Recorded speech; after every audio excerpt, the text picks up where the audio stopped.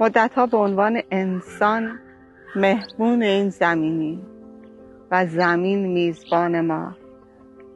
نمیدونم چند سال پیش این زندگی جاری شد. فقط میدونم این روزها این زندگی خیلی سخت شده. میون تکنولوژی ها، میون بایدها و نبایدها، انسان فرصت این که انسان بودن رو تجربه کنه کم پیدا میکنه. ما یک قبیله شدیم، با خودمون عهد بستیم که نور رو بپراکنیم. با خودمون عهد بستیم که خصلت‌های انسانی و انسان بودن رو دوباره زندگی کنیم.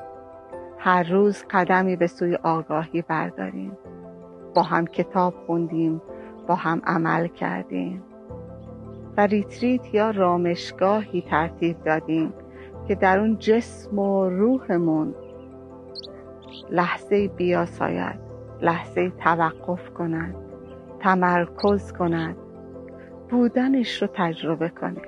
من ساغر علوی، مربی مهارت‌های زندگی، یک رسالت شخصی برای خودم تعریف کردم تا اونجایی که میتونم، تا اونجایی که در توانم هست برای انسانیت بکوشم، برای خصلت‌های خوب انسانی، برای بیداری آدم‌ها، برای اینکه زمین رو جای بهتری کنم. و توی این راه یک قبیله زیبا پیدا کردم، قبیله از انسان‌های شریف که اونها هم دغدغه‌شون همین بود. این باعثی شد که ما این ریتریت یا آرامشگاه یا رامشگاه رو ترتیب بدیم که دور هم جمع بشیم، کارهایی بکنیم که هم برای جسم خوبه هم برای روح. یوگا کنیم، مدیتیشن کنیم، غذاهای سالم بخوریم، شادی کنیم، ورکشاپ داشته باشیم، از آگاهی حرف بزنیم.